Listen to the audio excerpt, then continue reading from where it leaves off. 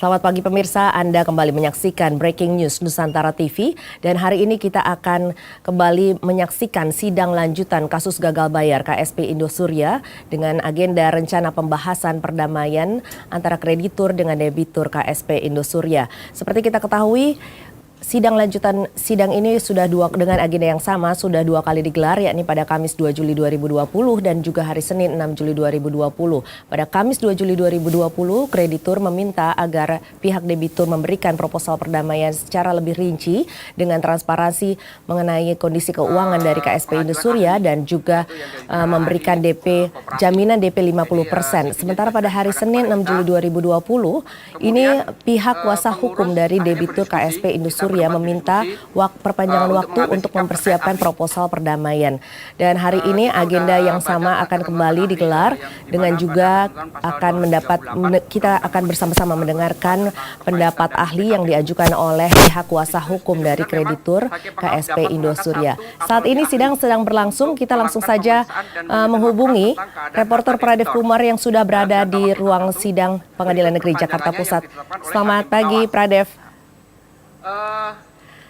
Ya, dan karena sidang ini sudah berlangsung, langsung kita menyaksikan secara bersama-sama sidang lanjutan perkara kasus gagal bayar KSP Indosuria.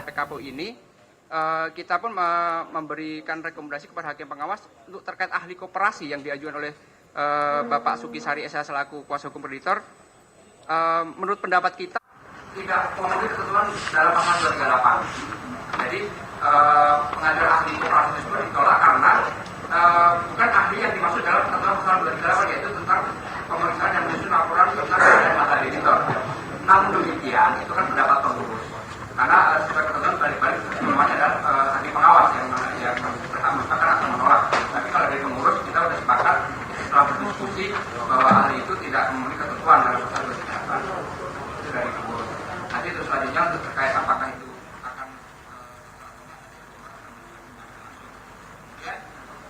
yang kedua, sebelum masuk ke agenda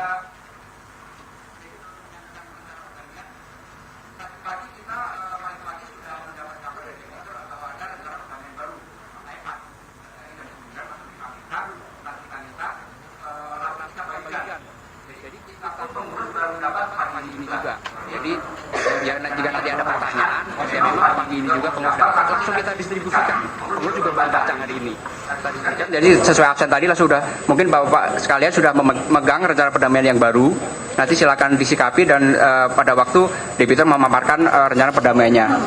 Kemudian tadi pagi kita juga ada tentang kreditur yang dari luar negeri. Sebelum nanti menyampaikan pendapatnya, tapi kita sudah dapat dengar tadi soal kreditur dari luar negeri yang akan menyampaikan tagihan gitu. Memang di Undang-Undang Kepailitan dan PKPU diatur tentang tagihan luar negeri yang boleh terlambat dengan alasan-alasan tertentu. Nah, itu kita tidak akan bahas di sini karena kita juga voting masih besok. Namun tetap kita akan diskusikan dengan pengurus dan hakim pengawas apakah itu diterima atau enggak. Namun forumnya bukan pada hari ini. Namun nanti tolong tagihan itu disampaikan saja ke kita sekarang biar kita bisa pelajari karena dalam ketentuan Undang-Undang Kepailitan juga diatur mekanismenya berserta alasan-alasan kenapa tidak bisa terlambat walaupun itu dari luar negeri kan seperti itu. Jadi kita tidak akan bahas, namun tagihannya kita terima hari ini. Langsung nanti sampaikan saja, tapi kita akan bahas karena kita akan fokus hari ini adalah pembahasan rencana perdamaian yang kalau bisa kita bilang dari pengurus mungkin final ya, karena kita PKPU sementara berakhir nanti hari Jumat. Artinya hari ini pembahasan dan pengurus juga sudah menyampaikan pengumuman di web bahwa kita akan voting besok. Itu besok karena kita Oke, maaf, kita belum upload ya, belum. Karena memang sebelum sidang permohonan majelis hakim yang pada hari Jumat besok kan harus ada voting nih, harus ada voting tentang rencana perdamaian. Karena yang bisa kita rencana perdamaian ternyata memang belum kita upload. Tapi nanti kita akan sampaikan tentang voting. Mungkin itu dari pengurus terkait beberapa laporan singkat dalam 2 hari terakhir karena kita terakhir kan hari Senin. Sebelum ke debitur mungkin ada tambahan dari hakim pengawas.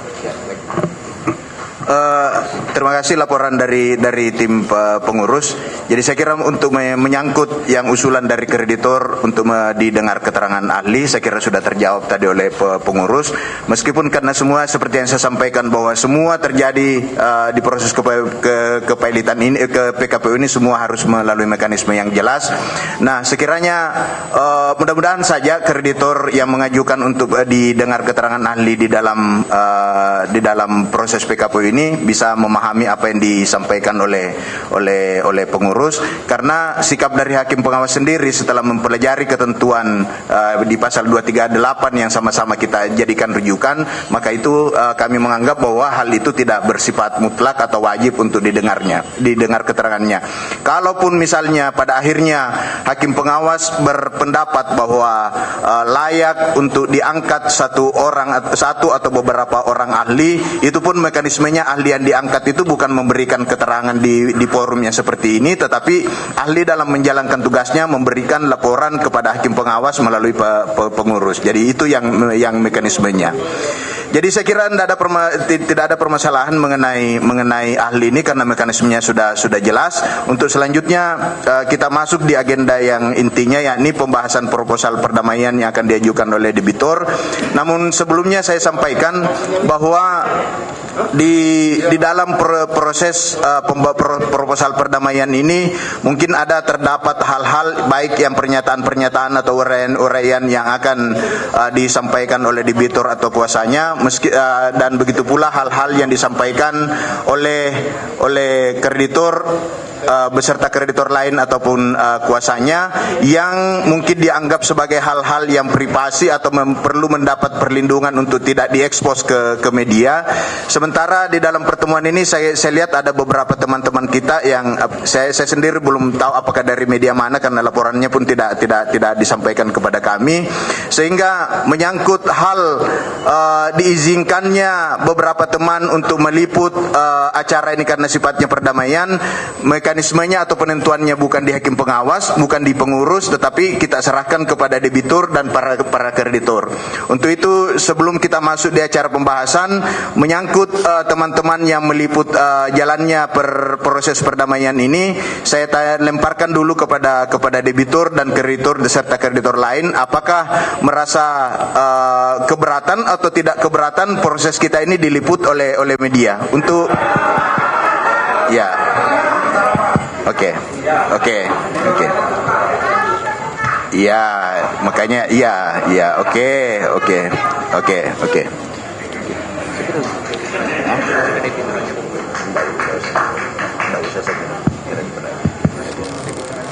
Ya. Baik, untuk selanjutnya untuk acara pembahasan proposal perdamaian ini saya serahkan. Mengenai ahli tadi, teman-teman sudah sampaikan lagi. Ya, mari Pak. Menggunakan auditor. Iya, oke. Jadi lebih baik pakai auditor. Oke. Mohon tanda tangan. Oke. Tes. Ya. Kasih Pak. Makasih. Oke. Oke, baik, untuk selanjutnya untuk jalannya proses pembahasan perdamaian ini saya serahkan kepada tim pengurus untuk memandu. Terima kasih Bapak Hakim Pengawas. Saya kira untuk agenda selanjutnya adalah langsung pemaparan dari debitur mengenai rencana perdamaian yang akan disampaikan. Silakan. Masuk ke dalam agenda pembahasan proposal perdamaian. Izinkan kami terlebih dahulu untuk melanjutkan lagi selama seperti yang pengurus sampaikan tadi. Jadi biar tidak bolak-balik dan takutnya kelupaan. Diterima aja dulu. Ya, baik. Silakan Pak, biar kita terima. Kami sudah sebelumnya ada 3 kalau di follow up ya, yang dicatat.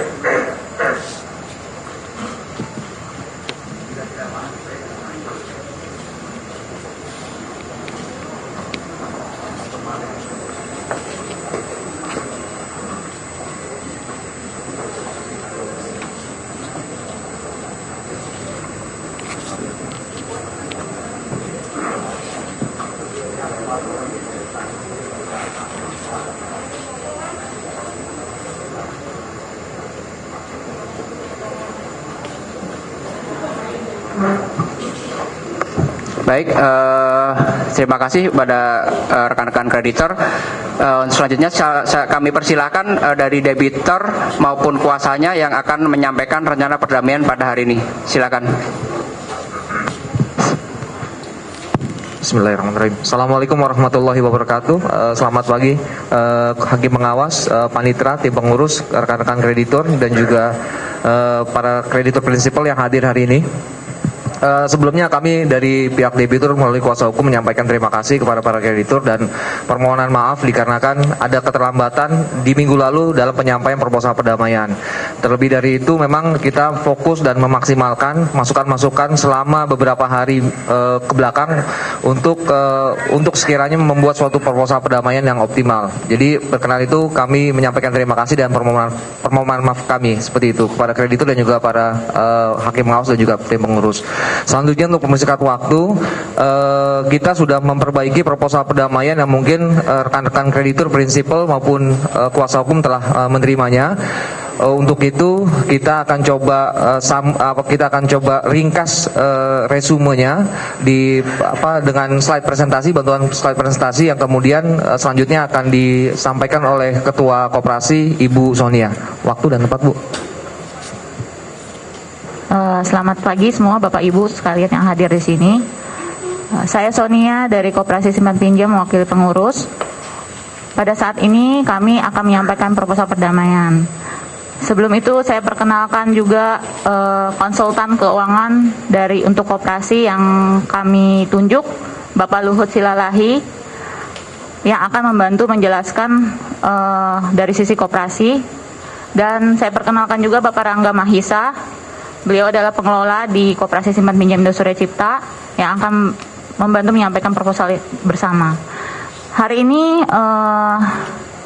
dari Bapak Luhut akan menjelaskan dari segi keuangan koperasi. Saya persilakan tempat dan waktu. Selamat pagi. Ya, terima kasih atas kesempatan ini untuk Bapak dan Ibu. Saya perkenalkan dulu, nama saya Luhut Silalahi. Ya, background saya dari Fortune Pacific Capital sebagai independent finance consultant di Indosuria Koperasi. Oke. Saya latar belakang saya dulu, saya lulus dari Trisakti, kemudian saya S2 saya ambil dari University of North Carolina. Ya, tahun 91, kemudian saya bekerja di Total Indonesia East Oil Company.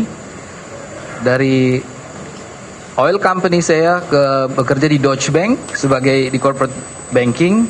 Kemudian saya bekerja di Sigma Batara Sekuritas.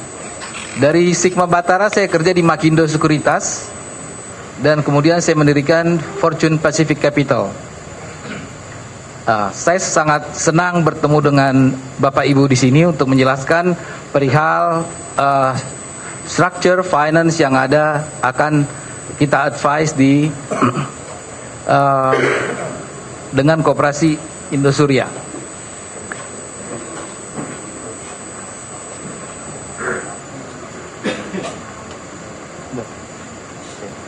Terima kasih. Pada dasarnya pengalaman saya juga dulu saya sebagai advisor untuk bank eksekutif yang sekarang jadi Bank Pundi, kemudian jadi Bank Banten. Kemudian juga saya pernah juga sebagai advisor. Nah, sebentar Pak. Bisa potong sebentar, langsung masuk substansinya ya Pak. Langsung masuk aja. Ya, perkenalannya saya kira sudah cukup, langsung masuk aja. Langsung.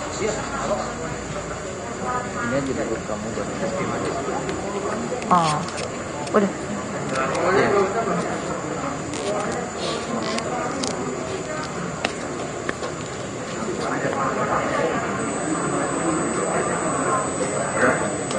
Koperasi dulu, nanti baru saya jelaskan. Oke.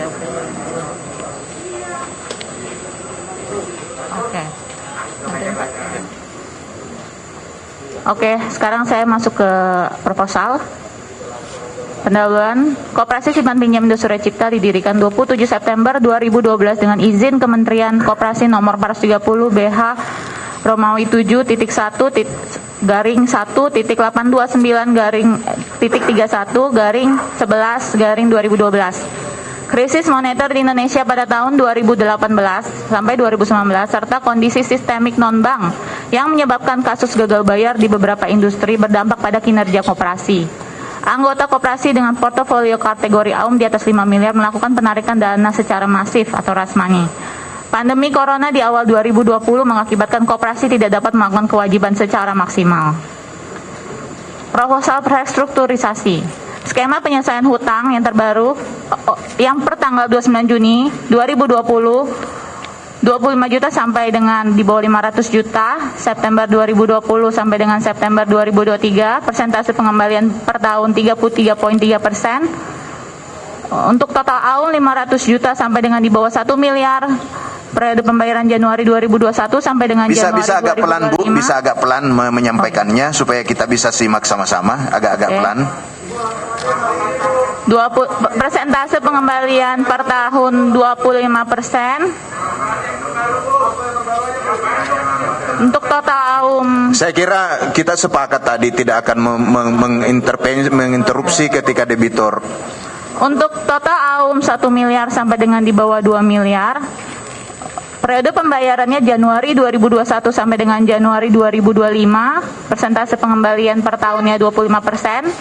Untuk total AUM 2 miliar sampai dengan di bawah 3 miliar, periode pembayarannya Juni 2021 sampai dengan Juni 2026, persentase pengembalian per tahun 20%. Untuk total AUM 3 miliar sampai dengan di bawah 5 miliar Juni 2021 sampai dengan Juni 2026, persentase pengembalian per tahun 2%. Untuk total AUM 5 miliar sampai dengan di bawah 10 miliar, periode pembayarannya Januari 2022 sampai dengan Januari 2027, persentase pengembalian per tahunnya 20%. Untuk total AUM 10 miliar sampai dengan ke atas, periode pembayarannya Januari 2022 sampai dengan Januari 2027, persentase pengembalian per tahun 20%. Yang terbaru itu yang lama ya. Itu yang lama. Oke, selanjutnya skema baru penyelesaian hutang yang terbaru dari kami. Ini dicicil bulanan dan semua bunga akan dihapuskan. Range total AUM 25 juta sampai dengan 250 juta. Periode pembayarannya September 2020 sampai dengan September 2022. Persentase pengembalian per tahunnya 50%. Range total AUM 250 juta 1 sampai dengan di bawah 500 juta. Periode pembayarannya September 2020 sampai dengan September 2023. Persentase pengembalian per tahunnya 33.33%. Untuk total AUM 500 juta sampai dengan di bawah 1 miliar. Periode pembayarannya Januari 2021 sampai dengan Januari 2025. Persentase pengembaliannya 25%. Untuk total AUM 1 miliar sampai dengan di bawah 2 miliar. Periode pembayarannya Januari 2021 sampai dengan Januari 2025. Persentase pengembaliannya 25%. Dan untuk total AUM 2 miliar sampai dengan di bawah 3 miliar. Periode pembayarannya Januari 2021 sampai dengan Juni 2026. Persentase pengembaliannya 20%. Untuk total AUM 3 miliar sampai dengan di bawah 5 miliar. Periode pembayarannya Juni 2021 sampai dengan Juni 2026, persentase pengembaliannya 20%. Untuk range total AUM 5 miliar sampai dengan di bawah 10 miliar. Periode pembayarannya Juni 2021 sampai dengan Juni 2026, persentase pengembalian per tahunnya 20%. Dan untuk total AUM 10 miliar ke atas, periode pembayarannya Juni 2021 sampai dengan Juni 2026, persentase pengembalian per tahunnya 20%. Untuk AUM sampai dengan 100 juta akan diberikan down payment atau DP sebesar 10% yang akan dibayarkan di September 2020. Dan koperasi akan memprioritaskan pembayaran untuk kreditur yang sakit, lansia, maupun yang sangat membutuhkan very urgent condition. Strategi kami, kita akan mengadakan pinjaman. Yang pertama, dan ada pendanaan. Terus kita akan mengembangkan IT dan operation, human resource management, compliance akan diperbaiki, dan aspek finansial. Pinjaman yang diberikan, kita akan memaksimalkan penyelesaian pinjaman yang berjalan maupun pinjaman bermasalah dengan melakukan upaya collection maupun sita atau lelang jaminan. Lalu kami akan memberikan pinjaman baru dengan tetap menerapkan prinsip kehati-hatian dan manajemen risiko. Target 2021 1,2 triliun, target 2022 2 triliun, target 2023 2,8 triliun, target 2024 3,6 triliun, target 2025 4,4 triliun. Berikut projection kami. Kami akan mengelola rasio NPL dan berusaha mencegah timbulnya NPL baru. Dari koperasi akan mengeluarkan produk KTA, UMKM berbasis free financing dan commercial lending. Kami juga akan melakukan digitalisasi proses pemberian pinjaman secara menyeluruh. Untuk pendanaan, dari koperasi akan mencari pendanaan baru dengan melakukan top up dana dari anggota existing yang masih percaya, modal penyertaan dari mitra, institusi atau investor, serta mencari dana baru dari anggota baru. Target dari koperasi 2021 1,5 triliun, target 2002 2,5 triliun, target 2023 3,5 triliun, target 2024 4,5 triliun, target 2025 5,5 triliun. Berikut projection kami akan mengeluarkan produk dan program yang menarik dengan cost of fund yang rendah, meningkatkan jumlah anggota. Dengan meningkatkan jumlah anggota maka akan meningkatkan simpok dan simwa, meningkatkan fee based income. Dan untuk IT dan operation, dari koperasi akan melakukan digitalisasi seluruh lini bisnis maupun supporting agar efektif dan efisien. Mobile application, digital marketing dan agency, digital loan processing dan collection, digital brands, dan kami akan membatasi dan menerapkan jaringan kantor cabang yang marketable menjadi sebanyak 10 kantor di kota-kota besar di seluruh Indonesia. Dengan pemilihan jaringan kantor yang marketable serta mendigitalisasi keseluruhan proses dan cabang, maka jumlah karyawan akan tetap ramping dan efektif, serta biaya operasional akan sangat efisien. Dari segi human resource management, kami akan melakukan restrukturisasi manajemen lama dan meningkatkan kualitas, kompetensi, serta integritas dari manajemen baru, pengurus, pengawas, dan pengelola. Kami juga akan menjaga struktur organisasi agar tetap ramping dan efektif. Dari segi compliance, kami akan meningkatkan tata kelola koperasi dengan menerapkan prinsip GCG, transparansi, accountability, responsibility, independency, fairness, dan kami akan memperbaiki aspek kelembagaan koperasi serta meningkatkan kualitas pengawasan koperasi. Dari segi aspek finansial, kami akan menjaga rasio-rasio keuangan, NIM BOPO, ROI, ROA, LDR dengan baik sehingga dapat menghasilkan SHU. Melanjutkan, melakukan projection budgeting dan cost control yang baik dan ketat. Berikut milestone koperasi, kami sudah dapat izin dari Bank Indonesia untuk penyelenggaraan transfer dana. Koperasi juga sudah memperoleh penghargaan dari Direktorat Jenderal Pajak di tahun 2017 sampai 2018. Koperasi juga secara rutin sudah melaporkan untuk transaksi ke PPATK.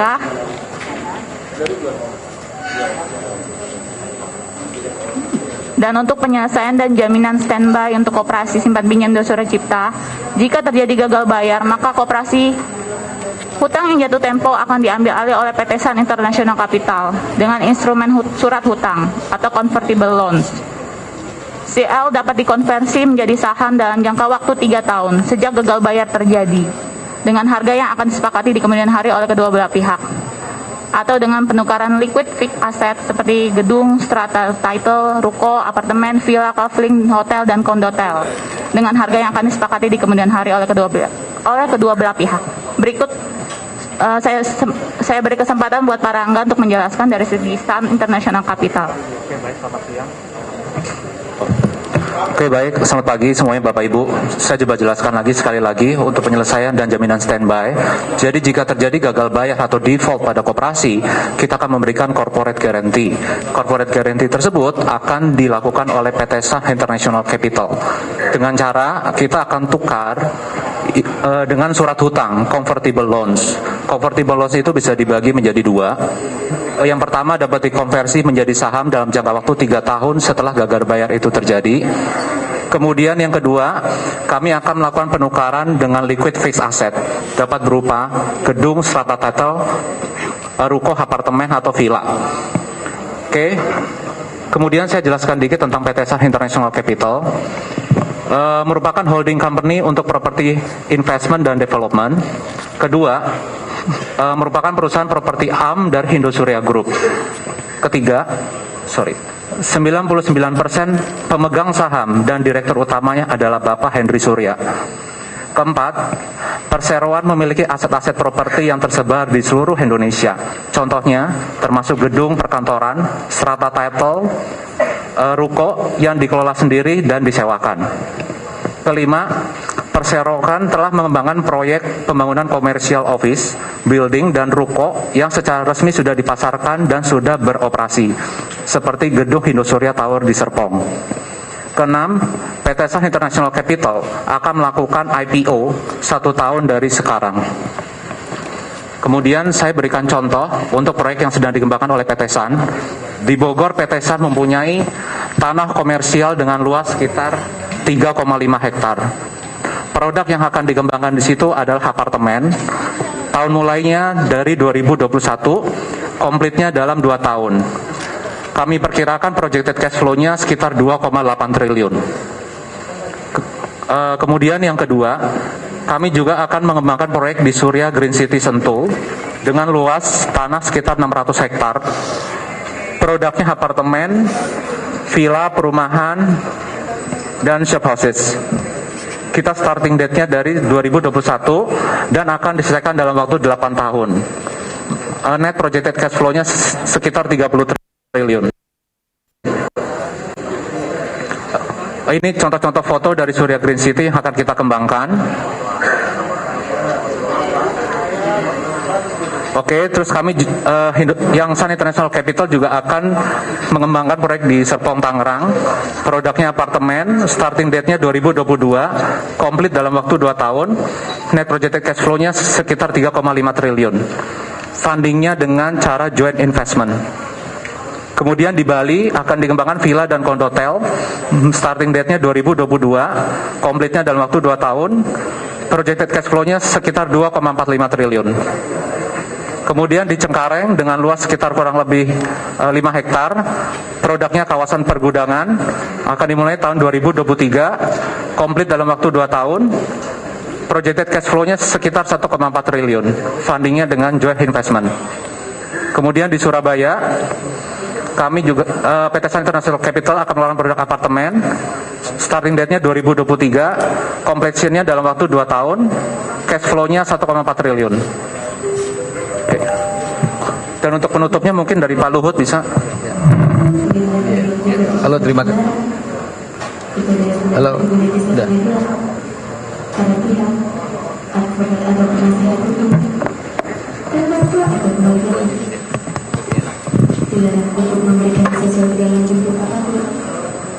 Ya, terima kasih. Kami Fortune Pacific Capital saat ini juga sedang arrange investor strategik ya dari Middle East yang akan menanamkan sebagian modal di properti. Nah, sehingga saya mewakili Fortune Pacific Capital untuk membantu koperasi dalam membantu secara financial. Satu dari strategic investor, kemudian yang kedua juga kami sedang mengarahkan PT San untuk go public sehingga ada nilai tambah di mana koperasi itu selain membayar bunga. Oke. Kita tahan dulu, Pak. Oke. Saya kira inti dari proposal perdamaiannya tadi sudah disampaikan. Yang Bapak akan paparkan itu kita tunggu respon dari kreditor lain. Nanti akan saudara jelaskan ketika ada kreditor yang mengajukan pertanyaan yang berhubungan dengan itu. Jadi saya kira untuk pemaparan masih dipandang perlu untuk lanjut. Oke, sedikit lagi. Silakan. Oke, terima kasih. Jadi sebentar. Yang sifatnya prospek ke depan yang bersifat data-data dan angka-angka kita tahan saja dulu. Yang disampaikan oleh debitur adalah hal-hal yang bersifat real yang merupakan hal yang ditunggu oleh kreditor. Terima kasih. Silakan lanjut. Terima kasih. Oke, terima kasih Hakim Pengawas. Jadi rekan-rekan pengurus dan juga rekan-rekan daripada kreditor. Jadi tadi disampaikan sudah secara garis besar mengenai skema yang kalau secara saya boleh sekali rangkum adalah ada pengurangan mengenai pembayaran tenor yang tadi 3 sampai dengan 7 tahun kita kurangi dari 2 sampai dengan 5, dan kemudian adanya jaminan corporate guarantee jika terjadi uang prestasi terhadap pelaksanaan perjanjian proposal perdamaian. Nah, tadi disampaikan Hakim Pengawas bahwa di dalam proposal perdamaian tersebut dijaminkan corporate guarantee daripada PT Sans, dan kita tahu bahwa PT Sans itu dimiliki 99% oleh Pak Henry Surya. Nah, guna mendapatkan atau mendorong keyakinan rekan-rekan kreditur semua hari ini berkaitan dengan jaminan yang akan kita berikan, dan juga ini merupakan bukti bahwa kita keseriusan daripada Koperasi Industri untuk menyelesaikan kewajibannya kepada kreditur. Perkenankan Hakim Pengawas untuk kami izinkan mengundang Bapak Henry Surya untuk bisa maju di sini seperti itu.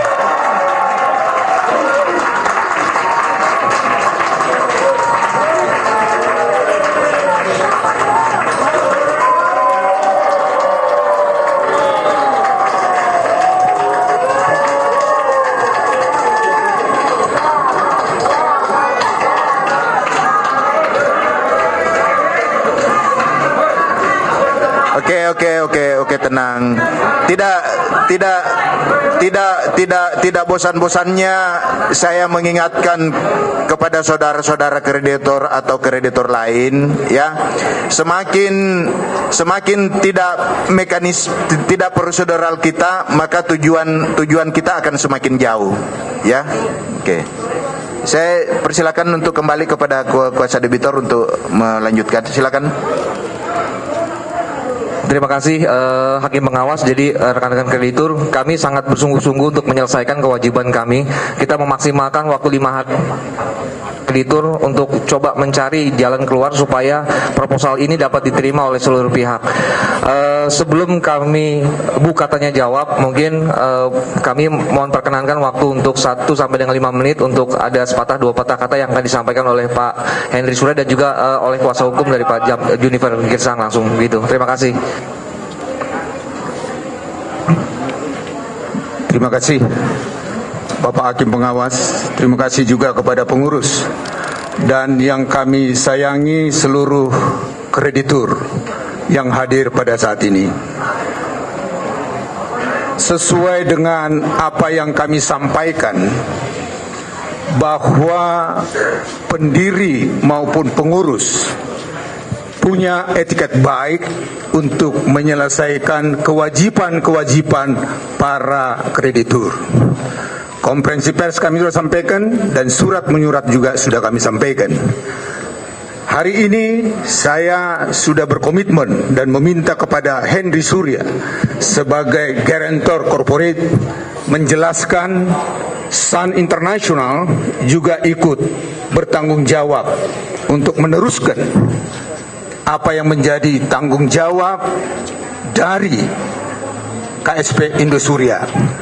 Yang selama ini dikatakan bahwa Henry Surya tidak bertanggung jawab, melarikan diri, hari ini hadir dia di hadapan para debitur. Oleh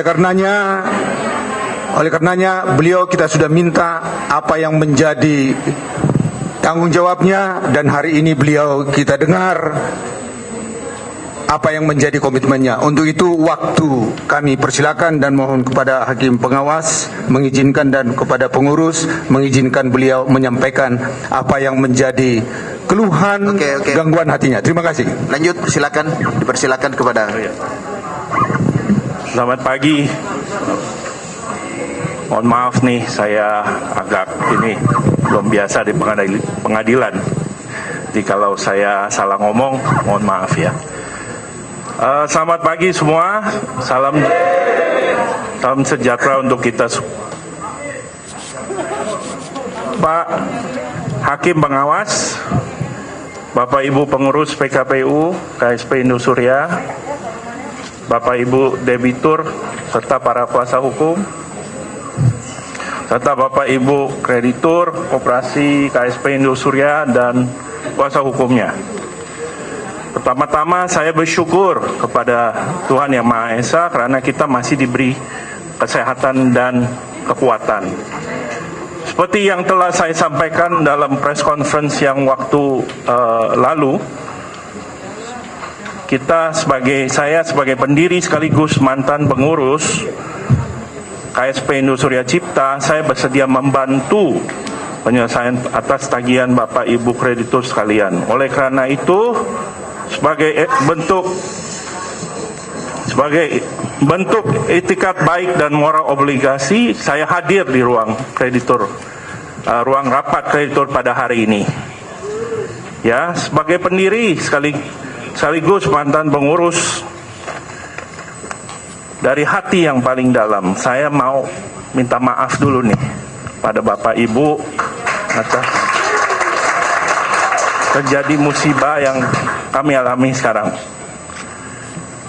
Saya pribadi juga merasa sangat sedih dan prihatin atas masalah yang sedang terjadi, terutama terhadap orang yang sangat membutuhkan uangnya seperti yang orang sakit dan lansia. Maka dari itu kami sudah menyiapkan proposal perdamaian yang final dan terbaik untuk kita semua, dengan harapan bisa memprioritaskan orang yang sangat butuh dan membantu semua orang. Karena kepercayaan dari Bapak Ibu sekalian, maka KSP ini sudah berjalan sekitar 8 tahun dan termasuk salah satu koperasi yang terbesar di Indonesia. KSP Indosuria sudah nasional dan punya IT yang terdepan. Tujuan awal koperasi ini didirikan untuk mengakomodasi, membantu mikro dan UMKM dan banyak karyawan. Sehingga dengan adanya koperasi ini, UMKM bertumbuh dan memiliki daya saing tinggi dan memajukan Indonesia. Sangat sayang jika KSP Indosuria ini tidak bisa jalan lagi dan memberikan krisis kepercayaan kepada seluruh koperasi yang ada di Indonesia. Untuk itu kami mohon kepada Bapak Ibu sekalian untuk sekali lagi memberikan kesempatan kepada kami untuk merealisasi skema perdamaian yang tadi sudah ditawarkan. Nah, kami juga berharap dukungan, kepercayaan sekali lagi dari Bapak Ibu dan doa-doa untuk persoalan ini bisa segera selesai. Saya juga mau menjaga nama baik orang tua saya yang sudah mulai usaha selama 45 tahun dan Indosuria yang sudah 30 tahun dari tahun lalu. Yes. Oleh karena itu, saya sebagai Direktur Utama dan sekaligus PSP atau pemegang saham pengendali PT Sun International Capital sungguh-sungguh berkomitmen untuk menjadi standby guarantor terhadap KSP Indosuria. Untuk informasi, PT Sun ini adalah salah satu grup dari Indosuria Group. Jadi sekali lagi, Bapak Ibu, saya mohon maaf atas kejadian ini dan harap memberikan kesempatan kepada kami kepercayaan lagi untuk bisa selesaikan perdamaian ini. Sebagai penutup, izinkan saya memberikan kata penutup yang menginspirasi kita semua. Buah keheningan adalah doa. Buah dia adalah iman. Buah iman adalah cinta. Buah cinta adalah pelayanan. Buah pelayanan adalah damai. Demikian pernyataan dari komitmen saya. Makasih. Salam sejahtera untuk kita semua. Oke. Terima kasih kepada debitur atau kuasanya. Untuk selanjutnya, sekali lagi kami mohon tenang kepada kreditor. Sekali lagi saya memohon kepada Bapak Ibu sekalian, dengar dulu. dengar dulu. Kita tahan dulu, Bu. Kita tahan dulu. Sekali lagi kami sampaikan, kami duduk di sini untuk kepentingan Bapak dan Ibu sekalian. Sehingga ya. Baik, untuk sebelum kita masuk ke acara voting, saya mempersilahkan kepada dengar dulu. Saya beri kesempatan kepada pengurus untuk membuka sesi tanya jawab. Untuk tahap pertama mungkin tiga penanya dulu. Untuk selanjutnya dipandu oleh pengurus. Silakan. Terima kasih Bapak Hakim Pengawas. Untuk menjamin tertibnya tanya jawab, saya akan bagi dalam 3 sesi. Untuk sesi pertama 3 penanya, 1, 2 yang tengah, 3 yang Bapak ini. Silakan. Ya, nanti sesi 2, Pak. Baik. Selamat siang.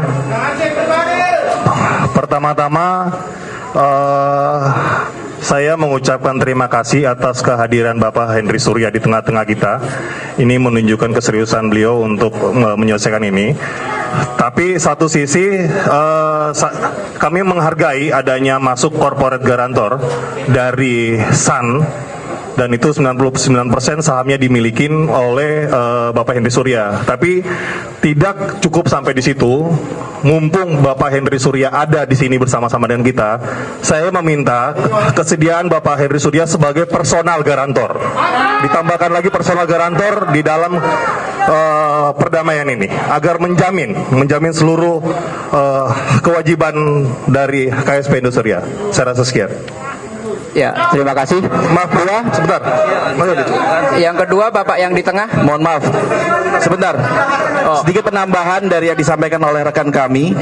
Kami sudah mencek di Ditjen AHU, disampaikan bahwa pemegang saham mayoritas yang ada di PT Sun Capital per 20 April 2020 adalah Bapak Surya Effendi, bukan Bapak Henry Surya.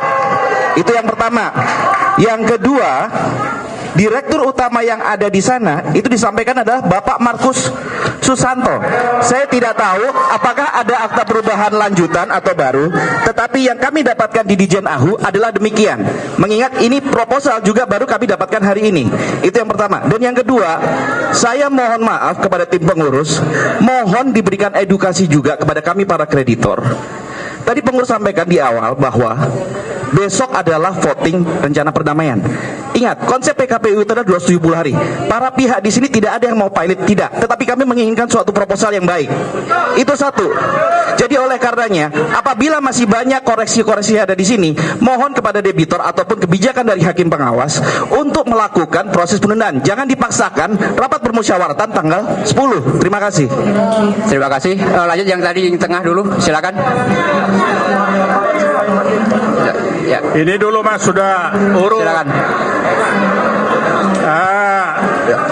Terima kasih kepada Bapak yang mulia.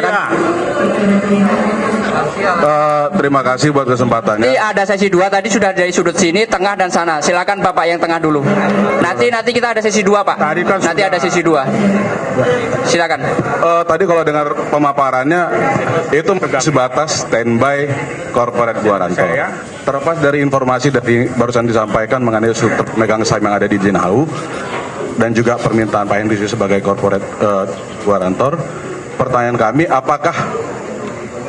kenapa tidak tadi dipaparkan ada aset, properti aset. Kenapa tidak aset itu saja yang disampaikan sebagai jaminan? Itu lebih liquid buat kami. Itu lebih liquid buat kami sebagai para kreditor. Dan juga ada satu pertanyaan mengenai posisi ini. Kami mendapatkan informasi di SIPP, Sistem Informasi Penanganan Perkara di Pengadilan Negeri Jakarta Pusat, ada satu perkara di mana Pak Henry Surya sedang menggugat koperasi. Mohon dijelaskan kedudukan itu seperti apa, saudara perkara? Apakah itu menyangkut hal ini atau tidak? Karena di situ ada permintaan pembatalan bilet deposito, dan kami pengen tahu seberapa signifikan sih bilet itu untuk dibatalkan, dan bagaimana posisi pengurus, apakah mengambil alih kedudukan di perkara tersebut atau membiarkan pengurus harian koperasi ini menjalankan sendiri perkara tersebut. Itu aja. Terima kasih. Yang ketiga, silakan dari Bapak yang sebelah kiri saya. Selamat pagi semuanya, Pak yang mulia Hakim Pengawas. Saya di sini mau menyampaikan ya bahwa kreditur itu bukan kreditur itu banyak Pak ya. Jadi ribuan kan kreditur, dan kami juga saya ini jadi mewakilkan surat kuasa dari begitu banyak kreditur juga yang dari luar kota pada Ibu Farah. Ini kami 1T dan ya dan langsung intinya Bu, langsung sebentar. Iya. Sebentar. Langsung intinya apa yang disampaikan. Kami pertama-tama mau mengucapkan terima kasih dan apresiasi dulu kepada Pak Henry ya. Kami menaruh uang di sini, aumnya sangat besar Pak. Teman saya aja satu orang 110 miliar ya. Karena asas kepercayaan kami kepada KSP Indosuria, koperasi yang sudah begitu lama jalan, dan juga kepada bisnis konglomerasi dari Pak Henry Surya sendiri. Jadi kami masih menaruh kepercayaan, dan kami berterima kasih dengan skema perdamaian yang merupakan etikat baik. Jadi kami menerima skema perdamaian ini, dan kami tidak mau diperpanjang lagi. Ya, baik. Terima kasih. Nanti kita akan buka sesi biar tidak pertanyaan-pertanyaan tidak bias. Kita akan langsung memberi kesempatan kepada debitor. Ya, Bapak Ibu sekalian tolong tenang biar kita acaranya berlangsung dengan tertib dan semuanya yang ditanyakan dapat tersampaikan. Mohon tenang. Kita langsung kasih kesempatan kepada debitor maupun kuasa untuk menjawab pertanyaan dari kreditor. Ada 3 penanya. Ini kan, ini pertanggal berapa? Ya, pertama izin ya Hakim Pengawas yang berkenaan dari pertanyaan dari rekan Andra dari kuasa hukum dari kantor kuasa hukum mewakili beberapa kreditur. Pertama dari tentang PT San, mungkin ini perlu diklarifikasi langsung oleh prinsipal langsung mengenai perubahan akta PT San seperti itu Pak. Terima kasih. Untuk klarifikasi mengenai PSP Pak, itu sini sudah up to date 16 Juni 2020. Saya sebagai 90, saya mayoritas Pak. Tolong dicek kembali, dan saya juga sebagai direktur utama. Nomor AHU AH 01.03.02.50353. Terima kasih. Ya. Jadi untuk klarifikasi dan meyakinkan dan menjamin. Nah, mengenai soal PG. Ya. Saya terus terang, saya dari kecil apa yang kita bahas adalah saya udah semacam corporate guarantee. Itu udah cukup karena harta saya banyakkan di properti Pak.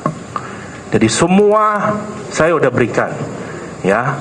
Nah, ini San udah boleh dikatakan milik saya sepenuhnya. So itu harta semua hampir semuanya di situ. Jadi kalau saya udah bilang saya menjamin, artinya itu hampir semuanya saya di situ. Ya, terima kasih. Terima kasih. Dan mungkin selanjutnya tadi yang terakhir nggak perlu dijawab ya. Jadi begini, rekan pengurus juga perlu diketahui bahwa kita sama-sama paham bahwa mengenai undang-undang kepailitan bahwa ada 270 hari. Di kami ini adalah kita memaksimalkan apa yang kita punya saat ini. Kita dalam proses PKPU tidak bisa bergerak, tidak bisa melakukan aktivitas.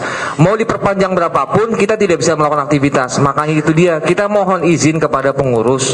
Karena ini kalau misalnya dihitung ini bukan 45 hari, tapi 7 sampai dengan 85 hari karena kemarin kita sudah ada jeda 30 hari.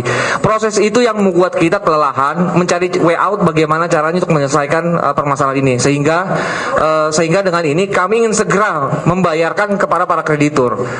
Bulan pertama yang akan kita bayarkan adalah bulan September 2020. Kurang lebih daripada 3 bulan sampai dengan 4 bulan dari sekarang, bulan Juli 2020. Ini sangat waktu sangat yang singkat. Kalaupun izin Hakim Pengawas, kalaupun diperpanjang lagi, kita mau kapan melakukan aktivitas, kita mau kapan melakukan perbaikan terhadap internal, sehingga waktu 3 bulan itu kita ingin memaksimalkan untuk menyelesaikan dan juga membayarkan kepada para kreditur.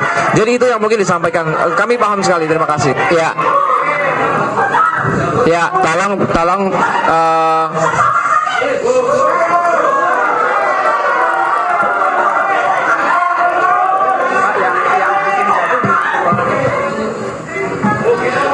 Ya, Bapak Ibu tolong tenang, karena kalau tidak tenang kita tidak akan bisa melanjutkan acara. Tolong tenang, semuanya tenang. Ya, oke. Kita langsung buka sesi 2. Sesi 2. Ya, ya, semuanya tenang. Ya. Ya, udah semuanya tenang dulu Pak, biar kita acaranya berjalan dengan tertib. Agar semuanya berjalan dengan tertib, tolong. Ya. Oke, kita mulai sesi 2 ya. Ya. Bentar Pak. Oh ya, sorry. Yang dari penanya 2 itu karena gugatan ya? Ya. Gugatan clear, tidak ada. Boleh dicek lagi di SCPP. Clear. Clear, tidak ada. Dari kami tidak ada. Ya, clear. Oke. Kita lanjut sesi 2 yang Bapak yang tadi lansia, yang baju pink, Bapak baju pink. Ya, 1. Kemudian 2 dari belakang belum ada. Belakang. Ya, belakang Bapak itu. Kemudian yang ketiga yang belakang juga kita akomodir semua ya Pak ya. Kita akomodir semua, jadi jangan yang di depan aja, yang belakang kita kasih kesempatan. Mungkin di antara kita semua saya yang paling tua. Belum Pak, bentar. Ya, silakan. Umur saya sudah 76 tahun.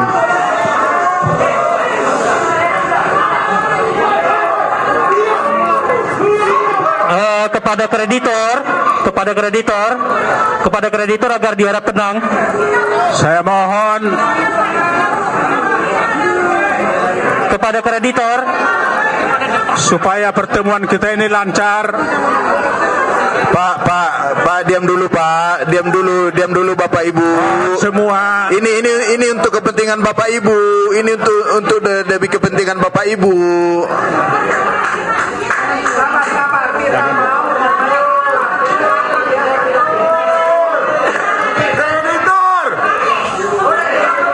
Kepada kreditor. Selamat siang kreditur. Kita rapat kreditur.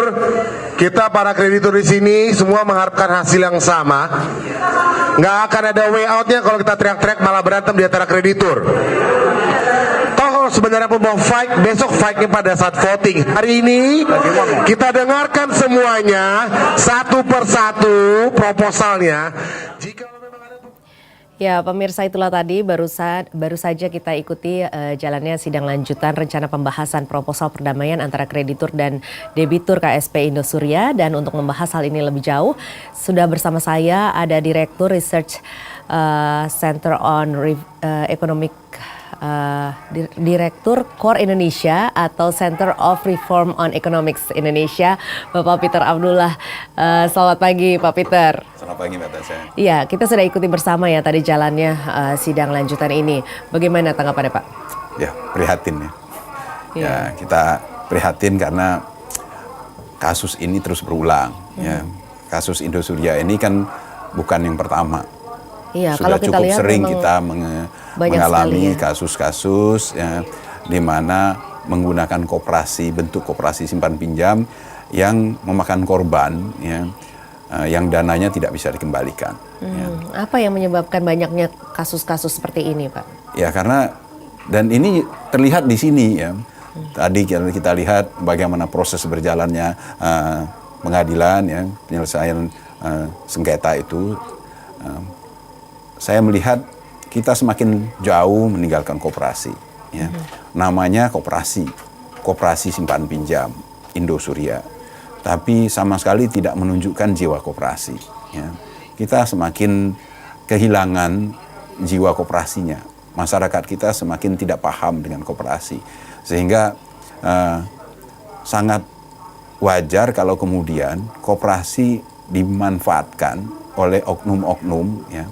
saya anggap ini oknum ya, yang memanfaatkan nama koperasi itu, koperasi simpan pinjam, kemudahan-kemudahan yang ada di koperasi untuk tanda kutip memperdaya. Ya. Ini kalau bukan memperdaya apalagi kan? Ya. Ketidaktahuan, ya, ketidakpahaman tentang bentuk koperasi itu yang kemudian menyebabkan mereka dengan mudah sekali untuk menempatkan dana dan itu dikelola tanpa tanda kutip pengawasan yang cukup. Oke, ini untuk masalah pengawasan sendiri, ini sebenarnya terletak di mana, Pak? Koperasi sesuai dengan Undang-Undang Koperasi diatur dan diawasi oleh Kementerian Koperasi. Ya. Dan selama ini memang koperasi itu umumnya skala ekonominya kecil, ya. Jadi tanpa pengaturan dan pengawasan yang terlalu ketat nggak masalah. Ya. Tapi begitu skala usahanya, ya, yang dikelola itu uang yang demikian besar, sementara pengawasan, pengaturan dan pengawasannya relatif terbatas dari Kementerian Koperasi, maka potensi penyimpangan itu sangat besar terjadi. Kalau ini memang sekarang ini tidak banyak orang yang mengetahui bedanya koperasi dengan lembaga keuangan lainnya. Ini terletak di mana dasar hukumnya, Pak? Jadi ini memang ada daerah abu-abu, gray area, ya. Disebutkan di dalam undang-undang kalau ada penghimpunan dana, ya, ada penghimpunan dana masyarakat itu masuk kategorinya bank. Ya, dan berarti diatur dan diawasi oleh otoritas jasa keuangan. Tapi kalau penghimpunan dananya itu adalah terbatas di anggota dan bentuk dari lembaganya itu adalah koperasi, maka domainnya itu adalah domainnya Kementerian Koperasi. Ya. Ini diatur di dalam Undang-Undang Koperasi dan diatur di dalam Undang-Undang Perbankan. Sebenarnya orang cukup aman tidak sih, Pak, untuk menyimpan uang di, apalagi sebesar itu kalau kita dengar bahwa tadi bahkan ada yang menyimpan satu orang 110 miliar bahkan sampai akhirnya kalau digabung menjadi 1 triliun untuk satu kelompok sendiri. Itu sebenarnya bagaimana badan hukum dari untuk koperasi ini, apakah kita cukup aman untuk menyimpan uang? Nah, ini yang memang jadi masalahnya dan kita tidak pernah belajar dari situ, ya. Nah, undang-undang itu tidak membatasi, ya. Selama dia masih cakupannya adalah bentuk badan usahanya koperasi, koperasi simpan pinjam, dan kemudian lingkup dari aktivitasnya adalah menghimpun dananya dari anggota dan calon anggota, maka pengaturan pengawasannya masih ada di koperasi. Ya. Tidak dibatasi kalau sudah begitu besar beralih ke OJK, tidak. Ya. Dan padahal kita tahu bahwasanya semakin besar yang dikelola, dana yang dikelola, ya, semakin besar juga risikonya. Ya. Dan itu ya yang sayangnya tidak cukup diatur dan diawasi. Jadi sehingga ini harusnya ya, tentunya risikonya menjadi lebih besar. Jadi seharusnya di kedepannya harus diatur, Pak, gitu ya. Ketika ini sudah semakin besar, seharusnya kemudian dialihkan pengawasannya untuk ke OJK, seperti itu. Ini yang saya sebutkan sebagai kita tidak pernah belajar dari kasus-kasus selama ini. Kan kasus seperti Indosuria ini kan sudah berapa kali terjadi dan nilainya juga sama besarnya, ya triliunan, ya. Ada koperasi Langit Biru, ada Pandawa, ya banyak sekali kasus-kasus koperasi, ya. Dan umumnya, ya, yang mengalami penyimpangan terbesar itu adalah ketika koperasi itu sudah skalanya sudah sedemikian besar. Tanpa pengawasan, ya, maka potensi penyimpangannya akan sangat-sangat besar. Banyak juga yang tidak mengetahui apa perbedaan antara kasus KSP Indosuria ini dengan kasus misalnya dulu kalau kita ingat ada First Travel, kemudian baru-baru ini terjadi kasus asuransi Jiwasraya. Apa bedanya ini, Pak? Beda sekali. First Travel bukan koperasi. Ya. First Travel itu adalah perusahaan travel untuk umroh dan haji, ya. Dan penempatan dananya bukan penempatan untuk investasi, ya, itu adalah uang DP untuk pelaksanaan travel umroh dan haji, ya.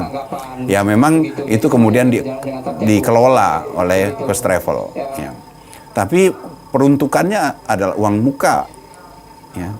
Dan masalahnya adalah first travel tidak mampu untuk memenuhi janjinya memberangkatkan jemaahnya. Jadi berbeda, bentuk usahanya beda, peruntukannya beda. Ya. Kalau Jiwasraya jelas itu adalah badan usahanya asuransi.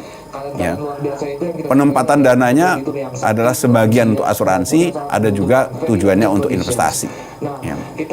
Nah, kalau di first travel itu izin dan sebagainya ada di Kementerian Agama, kalau Jiwasraya izin dan operasinya, pengawasannya ada di OJK. Ya. Kalau Indosuria ini adalah koperasi, izin dan pengaturan pengawasannya ada di Kementerian Koperasi. Nah ini banyak orang yang juga tidak takut untuk menyimpan uang sebanyak itu. Sebenarnya apa yang memotivasi mereka? Kenapa mereka tidak menyimpan uang di bank saja gitu misalnya? Nah ini yang saya sebutkan tadi, kita juga ada banyak faktor ya. Faktor pertama adalah kurangnya juga pemahaman masyarakat tentang risiko investasi. Ya. Kurangnya pemahaman masyarakat bahwasanya bentuk usahanya seperti apa, ya, koperasi itu seperti apa, ya, keamanannya seperti apa. Ya. Berbeda kalau kita menaruh dana misalnya di bank. Ya. Harus kita pahami sekali kalau bank jelas yang mengatur dan mengawasi itu adalah OJK. Dan sejauh ini semua indikator-indikatornya bisa kita pantau, ya, bisa kita yakini. Ya. Kasus-kasusnya juga sangat-sangat terbatas. Tapi kalau untuk koperasi seharusnya lebih berhati-hati karena kita paham bahwasanya pengaturan dan pengawasan koperasi ada di Kementerian Koperasi. Data-datanya saya kira tidak cukup lengkap kita pahami dan kasusnya banyak. Jadi kalau kita diberi iming-iming tingkat keuntungan yang demikian tinggi, seharusnya kita sudah waspada. Ya. Jangankan koperasi kalau yang memberikan iming-iming return yang begitu tinggi. Even bank pun kalau dia sudah memberikan iming-iming return yang terlalu tinggi, kalau saya sarankan harus berhati-hati. Oke. Nah, Pak, ini sepertinya sudah mulai memanas kembali. Ini suasana sidang, kita akan coba lihat dan ikuti kembali ini bagaimana jalannya sidang lanjutan ini. Siap, Mbak Tasa.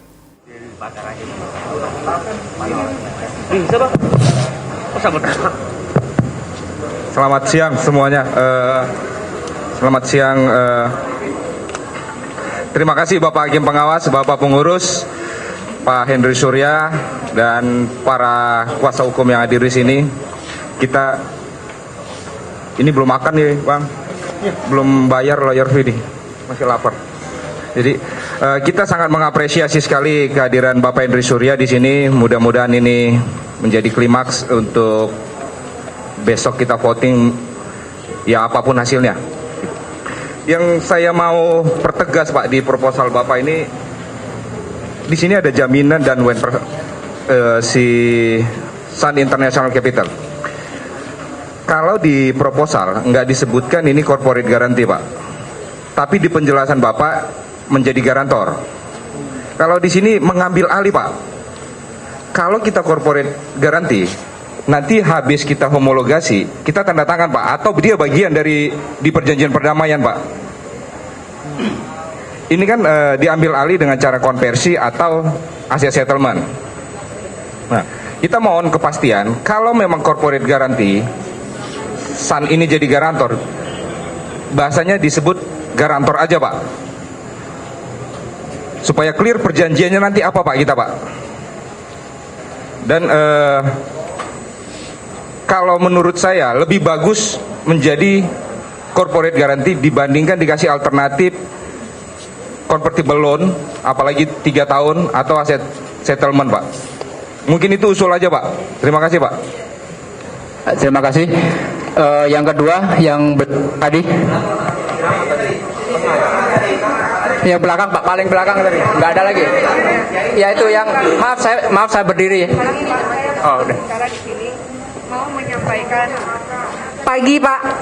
Selamat pagi. Saya berdiri di sini mau menyampaikan aspirasi dari saudara saya, saudara-saudara saya semua di sini, yang notabene tadi sampaikan bahwa mekanisme untuk sakit dan lansia.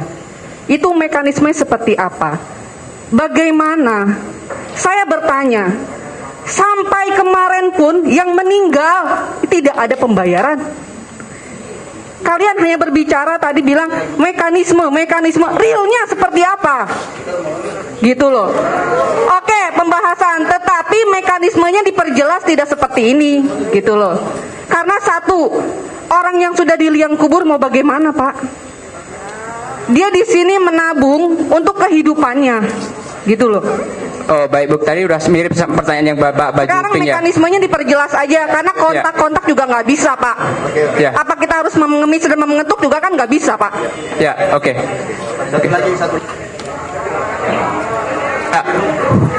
Ya, ya. Satu lagi, Pak Nisun. Ya.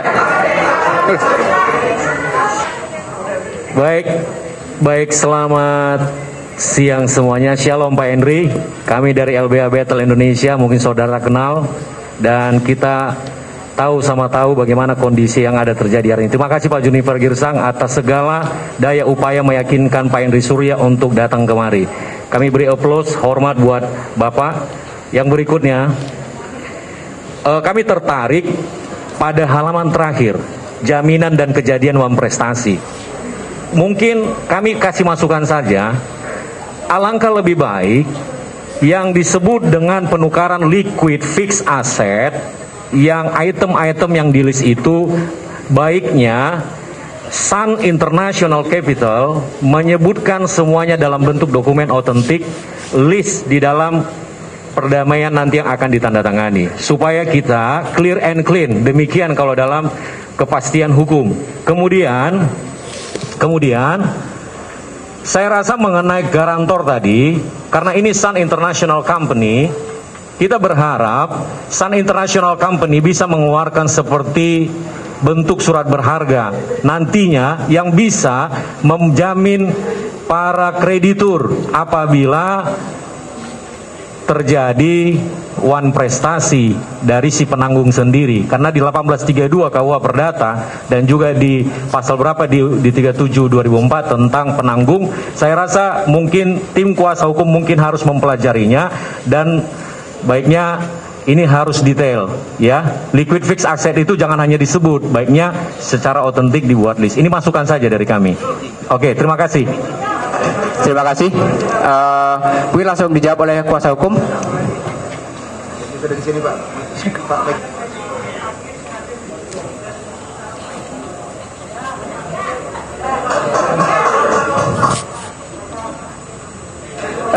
Bentar Pak, biar. Oke, silakan. Ya, oke, silakan. Silakan Pak.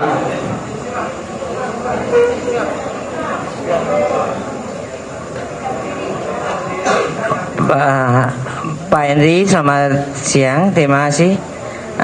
Saya Andi Wiriantono. Saya Andi, Pak. Saya ucapkan terima kasih kehadiran Pak Henry yang mendengarkan apresiasi, inspirasi anggota. Saya di sini, ya Pak Henry, sudah tahu bahwa saya punya kekurangan, dan saya ucapkan terima kasih atas perhatiannya Pak Henry. Saya appreciate sekali. Semoga Tuhan selalu menyertai Pak Henry dan semuanya, dan semua nasabah. Saya mohon untuk berunding secara damai dan secara rukun, dan mencari jalan keluar yang terbaik. Terima kasih. Baik, terima kasih. Apakah debitur akan ada tanggapan lagi? Cukup. Baik. Selanjutnya, karena pengurus menilai semua yang dipaparkan oleh debitur sudah tersampaikan.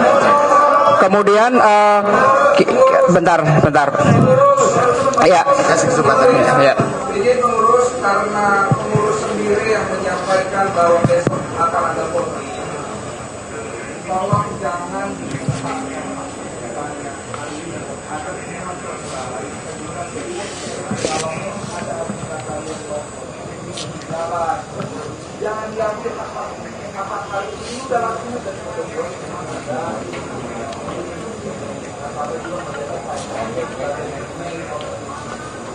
Oke, saya kira cukup Pak. Cukup, terima kasih. Untuk selanjutnya langsung ke debitur menyampaikan beberapa rangkuman dari yang disampaikan tadi. Silakan. Baik.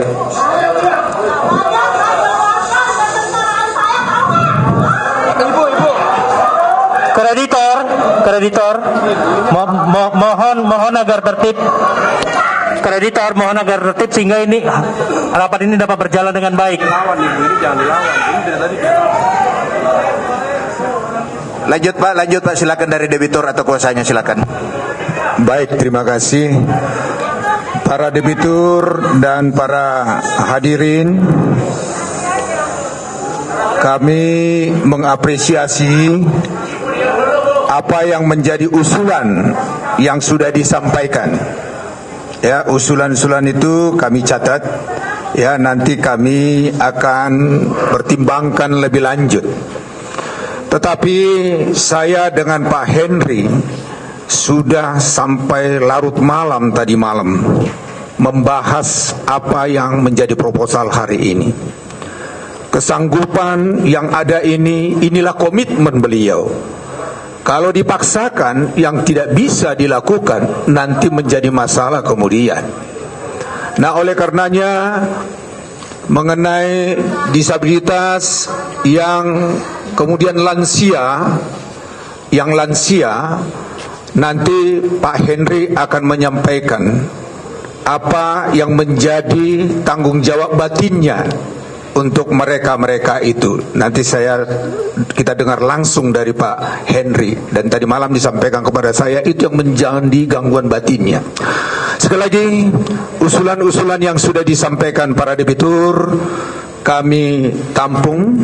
Ya, tentunya apa yang sudah disampaikan ini juga termasuk bahasan kami di dalam mengajukan proposal sebelumnya. Nah, oleh karenanya untuk lebih, saya tadi terharu yang disabilitas. Saya jujur katakan, saya pegang Pak Henry ini adalah suatu komitmen dia kepada saya, bahwa dia punya etiket baik dan bertanggung jawab. Kemudian kalau dia tidak menyatakan itu, sabar ibu, apa yang ibu alami masih banyak ribuan hal yang sama. Makanya kita bicara hari ini adalah bagaimana membaca proposal. Ya, di luar proposal tentu nanti dibicarakan secara khusus. Nah, oleh karenanya Bapak pengurus dan sebagai pengawas, apa yang disampaikan Pak Henry ini yang terakhir inilah panggilan hatinya yang disampaikan kepada para debitur. Terima kasih. Silakan. Terima kasih Pak Junifer. Saya terus terang juga hati berat kalau hadapin banyak orang kalau yang sakit. Ya.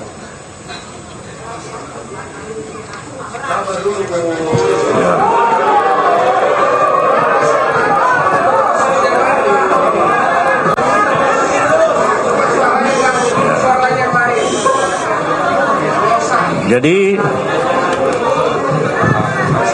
Oke. Sebentar Pak Henry, mohon. Kami mohon sekali lagi Ibu tidak bosan-bosannya saya menyampaikan, kita ada di sini untuk kepentingan Ibu. Jadi kalau Ibu mengganggu jalannya acara, berarti Ibu mengganggu kepentingannya sendiri. Ya, tolong tahan diri dulu. Silakan lanjut Pak Henry. Terima kasih. Sebetulnya kan sudah disampaikan di proposal KSP bahwa kita ada DP untuk yang kecil-kecil, ya, yang 100 juta ke bawah kalau nggak salah, ya, dan juga yang sakit, yang lansia, kami juga prihatin, ya. Jadi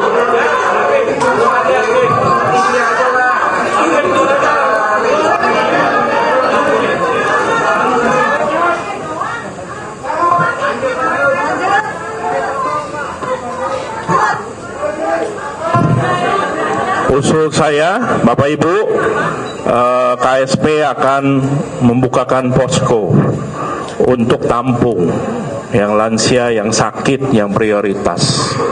Nanti akan ditentukan oleh mereka. Mekanismenya seperti gimana nanti akan dibahas, dibicarakan. Yang pasti saya terpanggil untuk harus kewajiban itu. Sampai uang pribadi pun saya harus masukin, ya kita bayarin dulu. Ya. Itu aja jaminan saya. Terima kasih.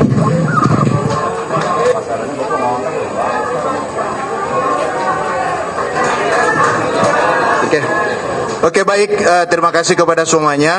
Terima kasih kepada pengurus, teman-teman kreditor, dari kuasa debitor, Pak Henry dengan kuasanya. Terima kasih semuanya. Sebagai kesimpulan yang kita dapatkan pada hari ini, ada beberapa hal yang disampaikan oleh beberapa kreditor.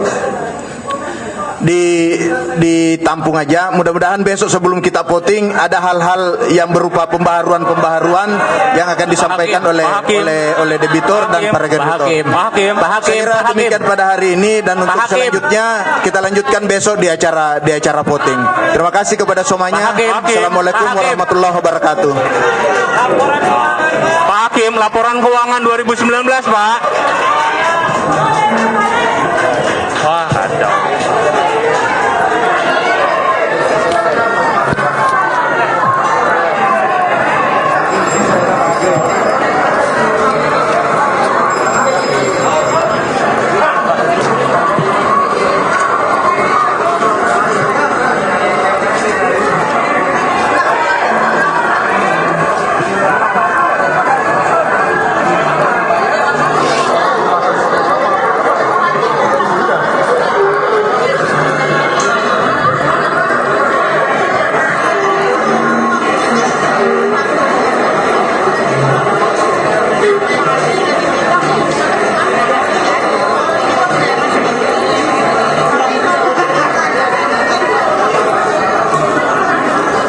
Pemirsa, setelah tadi kita ikuti jalannya sidang lanjutan rencana pembahasan proposal perdamaian antara kreditur dengan debitur KSP Indosuria, ini saya akan lanjutkan lagi perbincangan dengan Pak Peter Abdullah, Direktur dari KOR Indonesia. Pak Peter, ini tadi sudah dikatakan oleh kalau kita ikuti tadi jalannya sidang ini, sepertinya para kreditur masih belum puas juga ya dengan proposal perdamaian yang diajukan oleh pihak debitur.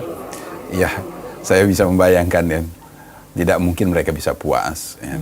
Karena selama uang mereka belum kembali, pasti ada khawatiran ya, apalagi proposal yang diajukan saya kira belum memberikan keyakinan bahwasanya uang itu benar-benar akan bisa kembali. Iya, dimana kalau kita ingat sebelum ini mereka meminta ada jaminan DP 50% untuk pengembalian dana investasi mereka. Tapi setelah kita tadi dengarkan dari pihak Henry Surya mengatakan bahwa ini DP hanya untuk 100 juta ke bawah dan untuk orang yang sakit dan lansia.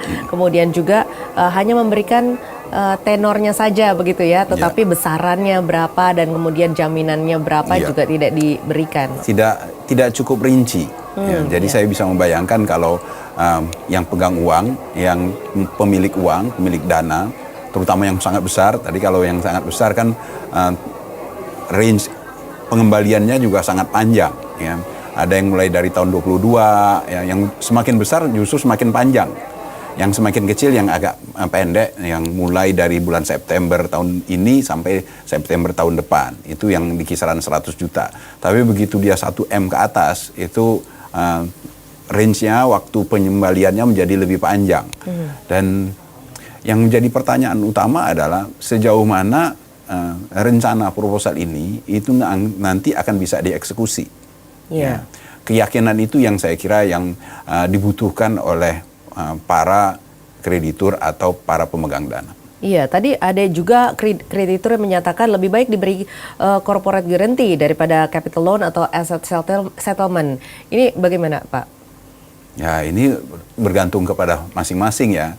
Asset settlement itu bisa jadi tadi kalau saya tidak salah juga mendengar mereka juga menawarkan dalam bentuk aset properti karena disampaikan oleh pemilik tadi atau pengurus tadi, mereka memiliki banyak properti. Ya, saya kira saya lebih nyaman kalau saya pribadi berapapun itu ya sudah ada yang saya pegang. Ya, jadi kalau saya diberikan aset settlement, ya mungkin itu jauh lebih nyaman bagi saya. Tapi kan tergantung sama orang-orangnya, Mbak, berbeda-beda kan. Iya, iya. Ya. Tapi yang mungkin kalau menurut saya ya dalam hal ini para kreditur pemegang dana itu jangan berharap terlalu banyak. Ya, oke lah ya suku bunga atau imbal hasil dari investasi kita lupakan. Ya. Kita berusaha untuk mendapatkan pengembalian dana kita sebesar-besarnya. Ya. Itu yang didahulukan. Ya. Kalaupun tidak 100% pun itu yang didahulukan. Makanya saya kira mereka memintakan DP yang lebih besar. Artinya mereka yang penting balik dulu, sebagian balik dulu. Ya. Ya, ini juga tadi sempat dipaparkan oleh pihak debitur beberapa liquid fixed asset, tetapi ini tidak dimasukkan ke dalam list jaminan sehingga para kreditur meminta bahwa ini dimasukkan saja ke dalam list jaminan. Kira-kira apa yang menyebabkan bahwa liquid fixed asset itu dimasukkan dalam list jaminan ini? Nah, ini yang saya posisi dari pengawas koperasi ini saya tidak melihat, ya, karena apa yang disampaikan oleh pengurus, ya, seharusnya itu harus sudah dinilai dulu kelayakan atau ketersediaannya.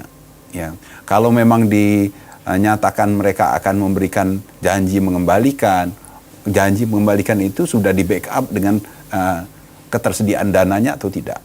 Ya, kemudian demikian juga dengan rencana-rencana ke depannya itu juga saya kira harus ada yang bisa meyakinkan. Ya, sehingga ada yang duduk di tengah itu benar-benar bisa menjadi penengah, ya, tidak hanya sekedar mengatur lalu lintas yang ini ngomong, yang ini ngomong. Dan ini seharusnya peran siapa, Pak?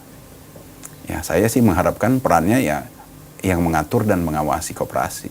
Ya. Dari Kementerian Koperasi sendiri, dari begitu Kementerian ya? Koperasi. Saya membayangkan kalau kasus ini terjadi, misalnya di OJK, tentunya OJK yang akan berdiri di tengah, ya, yang menyediakan data, ya, yang menyediakan semua supply kebutuhan, yang mengkonfirmasi apa yang disampaikan oleh pihak pengurus. Nah, ini Kementerian Koperasi sendiri sebenarnya dalam hal ini seharusnya perannya seperti apa, Pak? Apa saja peran dari Kementerian Koperasi dalam kasus-kasus seperti ini? Seharusnya? Intinya kan mereka adalah pengatur dan pengawas yang memberikan izin.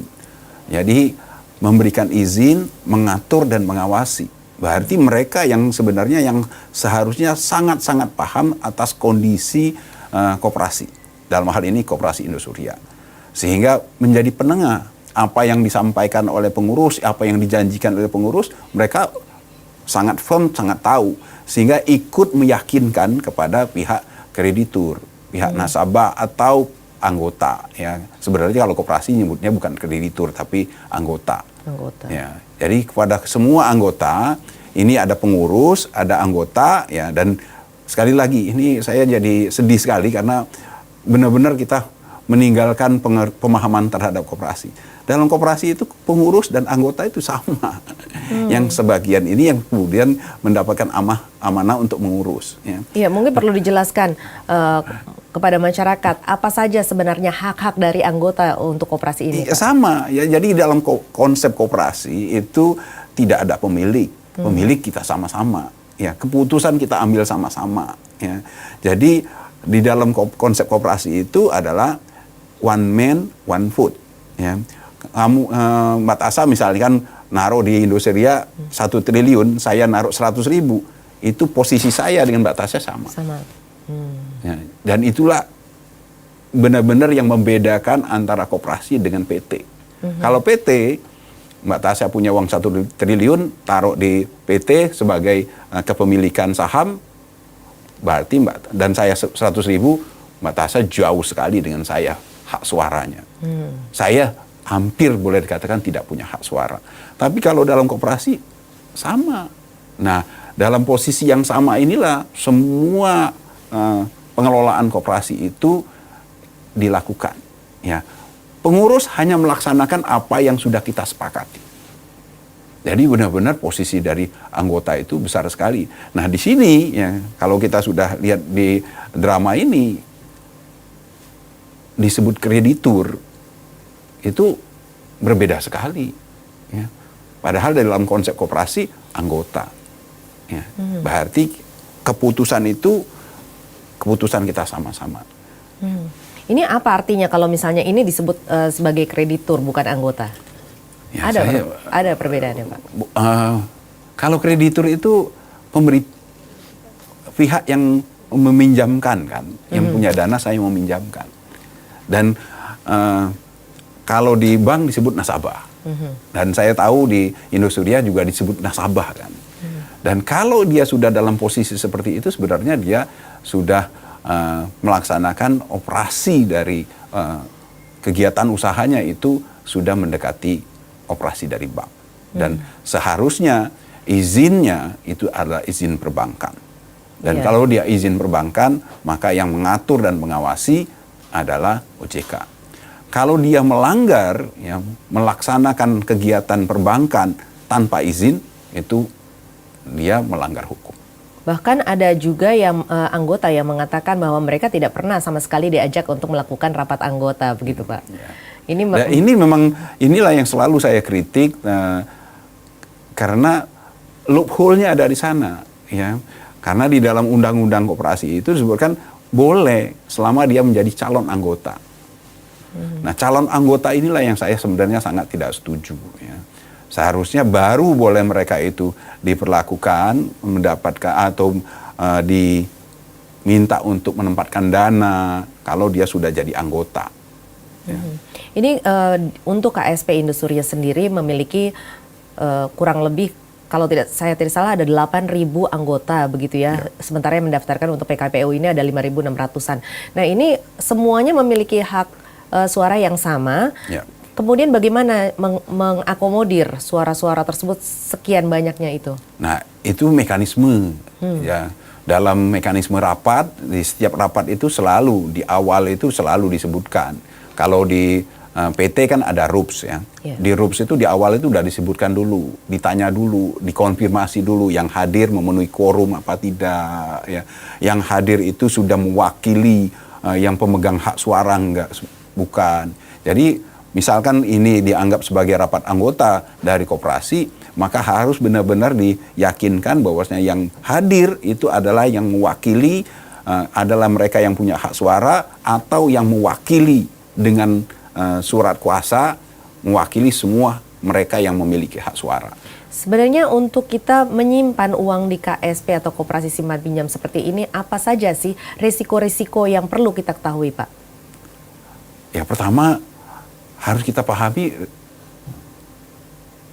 perusahaan atau koperasi yang tempat kita menempatkan uang. Ya, kalau kita nggak kenal, berarti ada risiko besar di situ.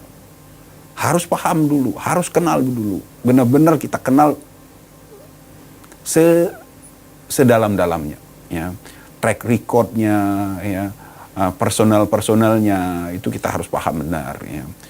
Dan kemudian walaupun kita sudah kenal pun, kita juga harus pahami yang ditawarkan itu apa, yang dijanjikan itu apa. Ya. Kalau dia menawarkan investasi dengan return yang begitu tinggi, taruhlah misalnya returnnya sekarang ini di atas 10% itu aja sudah sangat-sangat tinggi loh sekarang. Iya. Ya, di atas 10%. Bank biasanya 6-7%. Iya, sekarang ini kan bunga deposito sudah kisaran 6-7%. Yeah. Kalau dia sudah di atas 10%, itu kita harus paham itu investasinya apa. Ya, karena tidak banyak investasi yang memberikan return yang demikian tinggi. Jadi semakin tinggi risiko, ya, biasanya tercerminkan di semakin tingginya bunga atau return. Kalau dibalik, kalau semakin besar yang ditawarkan, return yang ditawarkan, artinya semakin besar juga risiko yang kita hadapi. Iya, untuk KSP Indosuria sendiri ini menawarkan atau mengiming-imingi bunga sebesar 9-12% tergantung dari berapa besar dana investasi yang diberikan. Nah, kemudian juga beberapa kreditur atau beberapa nasabah ini mempertimbangkan bahwa KSP Indosuria ini telah berdiri begitu lama dan juga begitu besar dan sudah beroperasi berpuluh-puluh tahun juga kalau tidak salah ya Pak ya. Nah ini tetap saja terjadi hal seperti ini. Ini salahnya di mana nih Pak? Ya ini juga ya, udah lama bukan berarti tidak ada risiko. Ya. Justru kita tetap harus berhati-hati, terutama kalau menurut saya ini saya bukan menyampaikan hal negatif untuk koperasi. Ya. Koperasi umumnya itu kalau dia masih kecil biasanya bagus, tapi begitu dia besar itu kecenderungannya itu pengawasannya menjadi lebih lemah, risikonya jadi lebih tinggi. Jadi kalau kita ingin menempatkan dana, pahami pertama lembaganya, bentuk lembaganya apa, siapa yang mengawasi lembaga itu. Saya cenderung menyarankan kalau ingin menempatkan dana di lembaga-lembaga yang jelas yang mengawasi, ya, OJK, bentuknya itu adalah perbankan, ya, asuransi, dana pensiun, itu kan jelas, ya, diawasi oleh OJK. Koperasi kalau menurut saya ini yang harus menjadi PR kita bersama-sama untuk kita bisa mengembalikan dengan semua track recordnya, ya, harus hati-hati. Kalau begitu bagaimana? Apakah sebaiknya kita para kreditur itu memilih untuk pilot atau mendesak supaya DP 50% atau jaminan yang mereka inginkan itu dilaksanakan atau dikabulkan? Kalau saya boleh menyarankan, pilihlah ya opsi yang paling memungkinkan dilaksanakan oleh pengurus. Jangan memaksakan apa yang mereka inginkan, ya. Karena dipilotkan belum tentu yang terbaik, ya. Memaksakan DP 50% juga kalau seandainya itu tidak mampu dilaksanakan oleh pengurus, percuma. Jadi kalau menurut saya adalah memberikan kesempatan kepada pengurus untuk memberikan yang terbaik yang bisa dilakukan. Nah, yang paling penting adalah dalam hal ini, pihak debitur maksudnya ya Pak ya? Ya, pihak debitur ya, pihak debitur pengurus itu bisa mengembalikan dana mereka yang terbaik. Ya. Yang paling penting itu kan bukan nilainya, tapi realisasinya. Nah, sekarang yang paling penting adalah tadi kalau yang saya dengar sudah banyak yang dijanjikan. Ada DP, ya, walaupun DP-nya sangat terbatas, ya, dan kemudian janji-janjinya juga ada yang berdasarkan jumlah atau nilai dari AUM-nya, dari nilai uangnya. Nah, yang paling penting adalah untuk bisa meyakinkan bahwasanya apa yang dijanjikan oleh pihak debitur, ya, pengurus itu benar-benar nantinya bisa direalisasikan.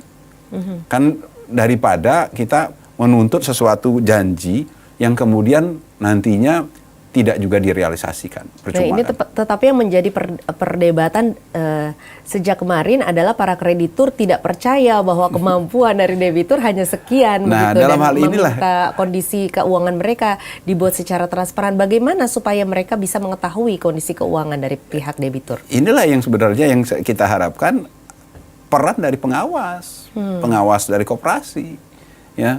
Kan koperasi kan ada otoritasnya, ya. Ada otoritas yang harusnya bertanggung jawab terhadap keberadaan dari koperasi itu. Izin kan mereka yang berikan, yang mengatur mereka, yang mengawasi mereka. Ya, dalam hal ini nggak seharusnya tidak lepas tangan saja, tetapi benar-benar membantu mencari solusi. Ya, yaitu dengan cara apa? Memberikan keyakinan kepada mereka yang dalam hal ini kita anggap sebagai korban, para kreditur, bahwasanya kondisi dari koperasinya seperti ini, hal yang terbaik yang bisa dilakukan oleh pengurus adalah seperti ini, seperti ini. Kalau begitu, ini pertanyaan terakhir Pak, apa saran Bapak kepada pemerintah agar hal seperti ini, karena ini sudah banyak sekali kasus-kasusnya, supaya kasus gagal bayar untuk koperasi ini tidak terjadi lagi di kemudian hari? Semua kasus itu seharusnya, itu kan pasti sudah diinvestigasi, sudah dipelajari, seharusnya itu sudah menjadi bahan perbaikan peraturan, ketentuan peraturan dan perundangan. Ya.